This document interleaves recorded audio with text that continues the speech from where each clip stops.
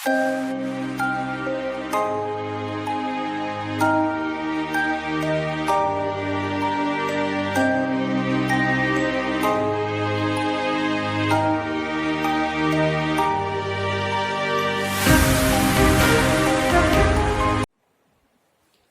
Classes की श्रृंखला में अपनी पिछली कक्षा जो चल रही थी वो थी प्रबंध की प्रकृति के बारे में। प्रबंध की प्रकृति के बारे में मैंने पिछली कक्षा में आपको बताया था कि इसके 3 बड़े निबंधात्मक प्रश्न बनते हैं। पहला प्रश्न अपन पिछली कक्षा में अध्ययन कर चुके हैं, जो कि था प्रबंध एक प्रक्रिया है, उसके बारे में अपन ने बात की। दूसरा जो निबंधात्मक प्रश्न बनता है इसका, वो प्रबंध कला है या विज्ञान है। आज की क्लास में अपन अध्ययन करेंगे कि प्रबंध को क्या कह सकते हैं, प्रबंध as a art otherwise science. अपने प्रबंध कला है या विज्ञान है, इसके बारे में अपन डिस्कशन करेंगे। पूर्व तैयारी के तौर पर मैंने इसमें एक रेखा चित्र बना दिया है। निबंधात्मक प्रश्नों को फेस करते समय अपने को ध्यान में रखना चाहिए कि उत्तर लिखने से पहले अपन एक रेखा चित्र बना लें और रेखा चित्र के माध्यम से पॉइंट वाइज लिखें, ताकि परीक्षक को जांच करते समय भी थोड़ा सा ठीक लगे और अपन को लिखने से पहले अपने दिमाग में एक योजना के तौर पर प्रश्न का उत्तर रहे। इसलिए मैंने भी निबंधात्मक प्रश्न को फेस करने के लिए एक टिप्स के तौर पर ये रेखा चित्र बनाया है। हालांकि ये अपनी पाठ्य पुस्तक में रेखा चित्र बना हुआ नहीं है, ये अपने रचनात्मक प्रश्नों के तौर पर अपन इसको बनाए हैं। और आप भी अपनी कॉपी में यह रेखा चित्र बना लीजिएगा, जिसमें अपन कला और विज्ञान के बारे में क्रमबद्ध बात करेंगे। प्रबंध विज्ञान है, इसको लेकर अपन उसके सकारात्मक पहलू को देखेंगे। यानी प्रबंध विज्ञान है तो उसके पीछे क्या पॉजिटिविटी होती है, उसी प्रकार प्रबंध विज्ञान है तो उसके नकारात्मक पहलू क्या होते हैं, या प्रबंध विज्ञान है सकारात्मक नकारात्मक या दोनों में से क्या निष्कर्ष निकलता है। उसी तरह से अपन कला को लेकर चलेंगे, प्रबंध को कला के साथ जोड़ेंगे, उसके सकारात्मक पहलू को अपन अध्ययन करेंगे, उसके बाद नकारात्मक पहलुओं को अध्ययन करेंगे। फिर अपन ये देखेंगे कि अगर ये दोनों ही पॉजिटिव नेगेटिविटी के बाद ऐसे आर्ट है तो कैसे। प्रश्न के अंतिम भाग में अपन देखेंगे कि विज्ञान है तो प्रबंध विज्ञान है तो किस प्रकार है, कला है तो किस प्रकार है, और फिर अपन एक प्रबंध शास्त्री के स्टैंड लेके निष्कर्ष पर पहुंचेंगे, जिन्होंने प्रबंध को कला और विज्ञान दोनों बताया है, और कला किस तरह से है, विज्ञान किस तरह से है, इसका क्रमबद्ध काल क्रम में एक डिस्क्रिप्शन किया है। तो अपन प्रबंध शास्त्रियों के मतों के अनुसार इसमें कुछ प्रबंध शास्त्रियों के मत देते हुए इस प्रश्न को क्रमबद्ध तरीके से आगे बढ़ेंगे, और उसका आज की क्लास में अपन इस निबंधात्मक प्रश्न को पूरा करेंगे। अपन देखते हैं प्रबंध जो है विज्ञान के रूप में पहले बात कर लेते हैं। विज्ञान किसे कहते हैं, प्रबंध शास्त्रियों ने इसको डिफाइन किया है, इसको परिभाषित किया है। जैसे जॉर्ज टेरी की परिभाषा, मैंने यहाँ 2 परिभाषाएं लिखी हैं, दोनों परिभाषाएं अलग अलग तरीके से लिखी हैं। जब अपन किसी निबंधात्मक प्रश्न को करने जा रहे हैं तो अपन किस तरह से अपनी प्रेजेंटेशन को इफेक्टिव बनाएं, इसको विचार करते हुए दोनों परिभाषाएं मैंने अलग अलग तरीके से लिखी हैं। पहले मैंने परिभाषा लिखी है, फिर ऑथर का नाम लिखा है। उसी तरह से इसमें पहले ऑथर का नाम लिखा है, फिर परिभाषा लिखी है। उच्च माध्यमिक परीक्षा के अंतर्गत वाणिज्य वर्ग में जब अपन किसी निबंधात्मक प्रश्न को लिख रहे होते हैं तो अपनी कॉपी वहां ऐसी बोलनी चाहिए जो कि एग्जामिनर से अंक खींच कर लाए। वहां हम लोग नहीं होते हैं, हमारी कॉपी इफेक्टिव होनी चाहिए ताकि हमें 100% अंक देने के लिए परीक्षक मजबूर हो जाए। तो इसके तहत ही अपन प्रेजेंटेशन कैसे करें उसको ध्यान में रखते हुए 2 परिभाषाएं मैंने लिखी हैं। प्रबंध को विज्ञान से जोड़ने के रूप में पहली जो परिभाषा है वो है, विज्ञान किसी विषय, उद्देश्य अथवा अध्ययन का सामान्य सत्यों के संदर्भ में, सामान्य सत्य जो कॉमन फैक्ट्स होते हैं उनके बारे में के संदर्भ में संग्रहित यानी एकत्रित किया हुआ तथा स्वीकृत व्यवस्थित ज्ञान है। यानी विज्ञान को कुछ बातों के लिए यहाँ पर बताया गया है कि व्यवस्थित होना चाहिए, कलेक्ट किया हुआ होना चाहिए और कॉमन फैक्ट्स होने चाहिए, सत्य होने चाहिए, उसका उद्देश्य भी होना चाहिए और किसी पर्टिकुलर विषय के बारे में होना चाहिए। तो इस परिभाषा के आधार पर हम लोग देखते हैं कि कुछ विज्ञान की विशेषताएं निकल कर आती हैं। इसी तरह से मैंने थियो हेमन की परिभाषा यहाँ पर ली है, बहुत सरल परिभाषा है। सामान्य तौर पर सरल परिभाषाएं जो होती हैं वो सब बच्चों को याद हो जाती हैं। आप ये दोनों परिभाषाएं याद करना। तो विज्ञान से प्रबंध को अपन जोड़ रहे हैं। किसी जो दूसरी परिभाषा है वो है किसी क्षेत्र के विशेष ज्ञान, यानी विशेष ज्ञान को ही विज्ञान कहते हैं, को जो सार्वभौमिक सिद्धांतों पर, सार्वभौमिक सिद्धांतों की बात की है थियो हेमन ने, यानी ऐसे सिद्धांत जो हर जगह फैक्ट हो, चाहे किसी भी अर्थव्यवस्था में जाए, कहीं पर भी हो, वो फैक्ट होने चाहिए। उस पर आधारित जो ज्ञान होता है वो विज्ञान कहलाता है, ऐसा थियो हेमन ने कहा। या विज्ञान को प्रबंध को जोड़ने के लिए दो परिभाषाएं अपन याद करेंगे, उसको अपन परीक्षा में विज्ञान को बताते हुए लिखेंगे। यहाँ प्रबंध विज्ञान के रूप में कुछ कारणों के कारण प्रबंध को विज्ञान माना जाता है। सबसे पहली बात तो आती है, एक व्यवस्थित ज्ञान होता है इसमें। जैसे विज्ञान में व्यवस्थित ज्ञान होता है, वैसे ही प्रबंध में भी सिस्टमेटिक नॉलेज होता है, एकदम क्रमबद्ध। जैसे कि पिछली कक्षा में अपन ने बात की थी कि प्रबंध एक प्रक्रिया है, एक व्यवस्थित क्रम में समस्त कार्य किए जाते हैं। उसी तरह से इसमें जो नॉलेज होती है वो भी एक सिस्टमेटिक होती है, एक व्यवस्थित क्रम में होती है। कारण और परिणाम निश्चित होता है। कारण और परिणाम जैसा कि विज्ञान में निश्चित होता है, H2O, हाइड्रोजन के 2 और ऑक्सीजन का 1 बराबर जल बनता है। अगर H का 1 ही रखें और ऑक्सीजन का 1 रखें तो जल का निर्माण नहीं होगा, ऐसा माना जाता है। ठीक इसी प्रकार प्रबंध भी कारणों और परिणाम, प्रबंध में भी कारणों और परिणाम निश्चित होता है। हमारा रिजल्ट जो हम चाहते हैं वो नहीं बनता है, उसके पीछे कोई ना कोई कारण होता है। हम वर्ष के अंत में कितना लाभ चाहते हैं और नहीं मिला तो उसके पीछे कोई ना कोई रीजन होता है। हो सकता है मजदूरों ने हड़ताल कर दी, स्ट्राइक हो गई, या कोई बंदी हो गई, लॉकडाउन हो गया। तो किन्हीं कारणों से हमारा परिणाम जो है वो नहीं आया, परिणाम हमारा सुटेबल नहीं आया, तो उसके पीछे कोई ना कोई कारण है। जैसे कि विज्ञान में होता है, जल नहीं बना, क्यों नहीं बना? हाइड्रोजन का 1 ही मिलाया था तो नहीं बना। तो जैसा विज्ञान में होता है, कारण व परिणाम में के मध्य संबंध होता है और एक विशेष ज्ञान होता है। और एक पॉइंट जो अपना रह जाता है वो है कि जैसे विज्ञान में होता है उसी तरह से अपने प्रबंध में भी सार्वभौमिक सिद्धांत काम करते हैं। जैसा कि थियो हेमन ने कहा कि सार्वभौमिक सिद्धांत काम करते हैं, तो एक बिंदु जो अपना रहता है वो सार्वभौमिक सिद्धांतों का रहता है, यानी सार्वभौमिक सिद्धांत काम करते हैं, चाहे अर्थव्यवस्था किसी भी तरह की हो। इसलिए अपन इन 4 बिंदुओं को लेकर अपन कह सकते हैं कि प्रबंध क्या है? प्रबंध एक विज्ञान है। लेकिन यह प्रश्न की केवल शुरुआत है। अपनी प्रबंध को विज्ञान अपन बनाने का प्रयास कर रहे हैं यहाँ पर। अब विज्ञान है, ये सकारात्मक बात आई है अपने सामने कि जॉर्ज टेरी ने कह दिया कि जैसा कि विज्ञान में होता है वैसा ही प्रबंध में होता है, और थियो हेमन ने भी कह दिया कि जैसा कि विज्ञान में होता है वैसा ही अपने प्रबंध में होता है। इस प्रश्न का सेकंड स्टेप रहता है अपना कि प्रबंध विज्ञान नहीं है, नकारात्मक पहलू। यहां पर अपने सकारात्मक देख लिया, 2 ऑथर्स को भी ले लिया, 2 प्रबंध शास्त्रियों की अपन ने परिभाषाएं भी देख ली जो कि ये बता रहे हैं प्रबंध एक विज्ञान है। लेकिन अगली कक्षा में अपन देखेंगे, इसे आगे के स्टेप में देखते हैं अपन कि प्रबंध विज्ञान नहीं है। प्रबंध विज्ञान है, इसके नकारात्मक बिंदुओं को आगे अपन अध्ययन करें तो उसके पीछे जो कारण है उसकी बात करें अपन।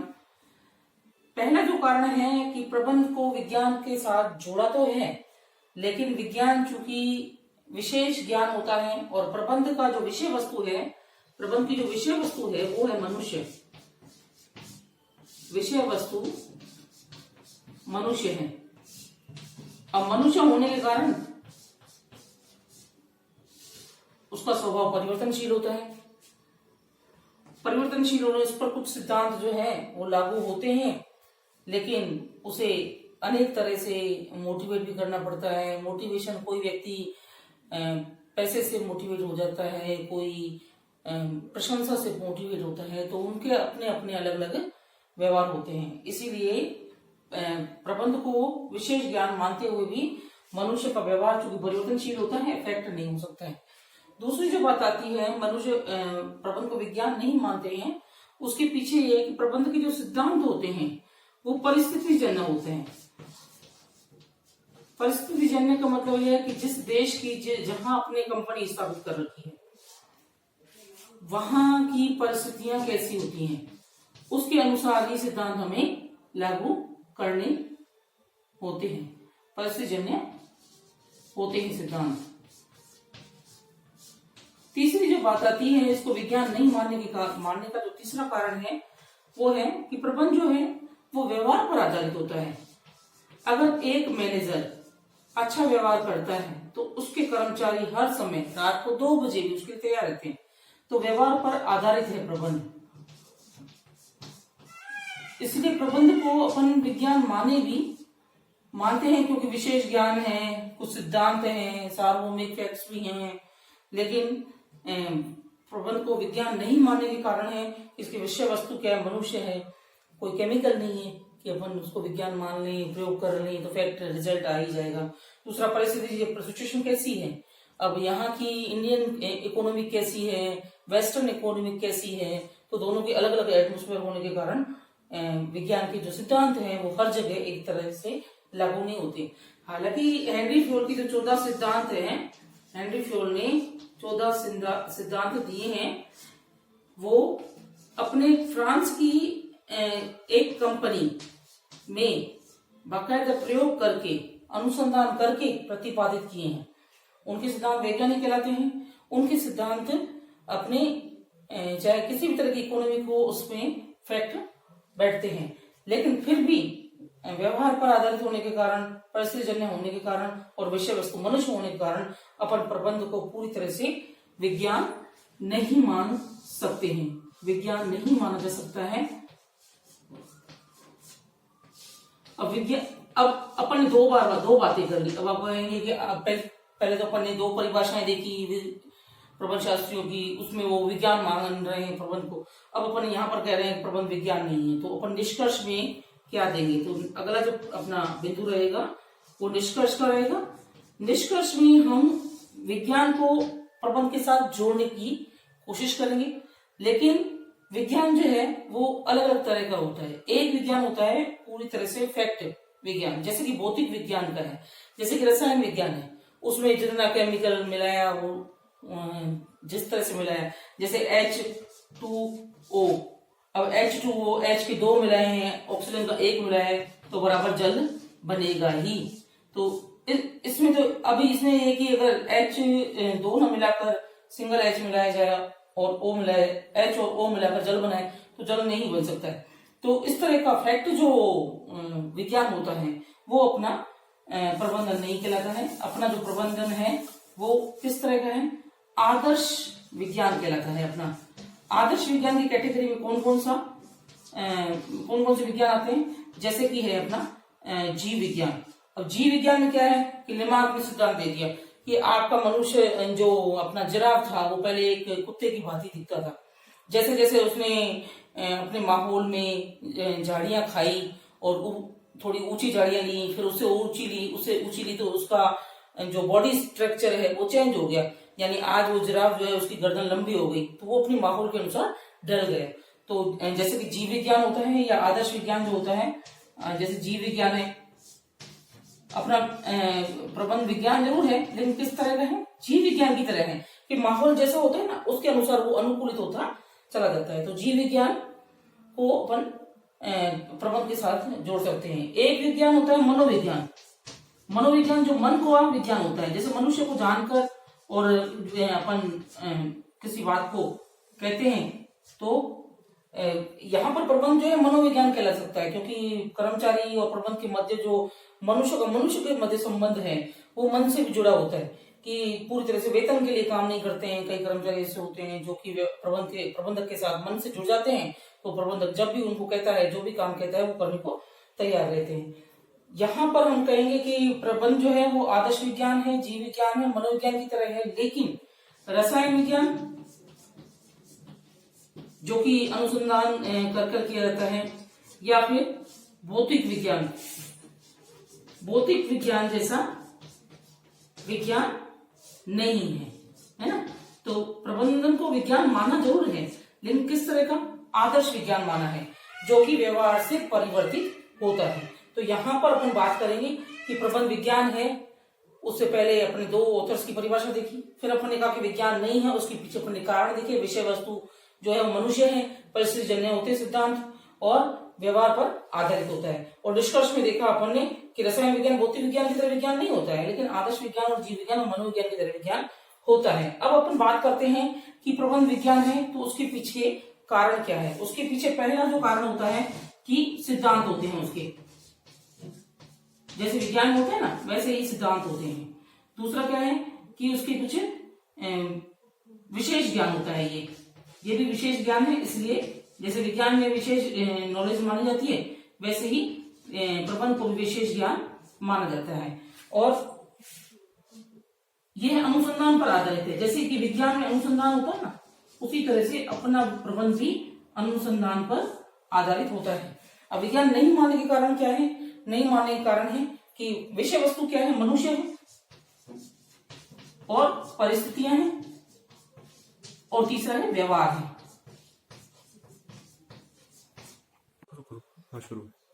प्रबंध को विज्ञान मानते हैं क्योंकि इसके अपने एक सिद्धांत होते हैं और इस पर विशेष ज्ञान होता है, इसमें विशेष नॉलेज माना जाता है, जैसे विज्ञान होता है वैसे ही। और प्रबंध के जो सिद्धांत हैं वो भी अनुसंधान पर आधारित है, अनुसंधान पर आधारित है। अब जहां अपने पहले बिंदु में, इस प्रश्न के पहले बिंदु में अपन ने देखा कि प्रबंध विज्ञान है, फिर जहां अपन ने देखा कि प्रबंध विज्ञान नहीं, तो विज्ञान नहीं होने के कारण क्या है कि इसका मुख्य विषय जो क्या है वो मनुष्य है, मनुष्य पर आधारित है। और दूसरा जो है इसके विषय वस्तु मनुष्य है, दूसरा है परिस्थिति जन्य होता है। ये जैसी परिस्थितियां होती हैं उसके अनुसार ये बार बार परिवर्तित हो सकता है, परिस्थिति जन्य होता है कि अपना यहाँ का माहौल अलग है, भारत देश का अलग, भारत देश में कोई कंपनी है तो वहाँ के लोग की सोच अलग है, वेस्टर्न कंट्री में कोई कंपनी है तो वहाँ के लोगों की सोच अलग है, इसलिए परिस्थितियों पर आधारित है। अब हमारे यहाँ अनुशासित लोग मिल जाते हैं बहुत और अपने नियमों के अनुसार चलने वाले होते हैं, यहाँ की संस्कृति अलग है, तो ये सब अपनी परिस्थितियां हैं, तो उस परिस्थितियों पर आधारित होता है। इसलिए जो अपने यहाँ की कंपनी में है, इंडियन कंपनी में, वैसा का वैसा अपन वेस्टर्न कंपनी से अपेक्षा नहीं रख सकते हैं। तो विषय वस्तु उसका मनुष्य है, मनुष्य की सोच है, दूसरा है परिस्थिति पर आधारित होता है ये यहाँ का मैनेजमेंट, दूसरा है, तीसरा जो है वो है व्यवहार पर आधारित है कि कई बार प्रबंधक के व्यवहार पर आधारित होने के कारण पूरी तरह से जो सिद्धांत हैं वो फैक्ट नहीं होते हैं। तो ये तीन कारण हैं जिससे विज्ञान नहीं मानते हैं, ये तीन कारण हैं जिससे अपन विज्ञान मानते हैं। निष्कर्ष में अपन बात करते हैं तो विज्ञान है और किस तरह का है? आदर्श विज्ञान है, जीव विज्ञान की तरह विज्ञान है जो परिस्थिति के अनुसार अनुकूलित होता है। मनोविज्ञान है, जैसे कि मन का विज्ञान होता है वैसे इसको विज्ञान मानते हैं। तो अपना जो अगला इस प्रश्न का अगला स्टेप रहेगा वो रहेगा इसका कला का, कि प्रबंध कला है, तो इसको अपन आगे बढ़ाएंगे अगली कक्षा में। आज अपन ने बात की प्रबंध विज्ञान है तो किस तरह से, उसके पीछे कारण क्या है, इसका पहला फ्लो चार्ट मैंने बनाया था आपके समक्ष, उस फ्लो चार्ट के आधार पर अपन इस प्रश्न का सेकंड स्टेप की प्रबंध जो है वो कला है, इसको करेंगे अगली कक्षा में।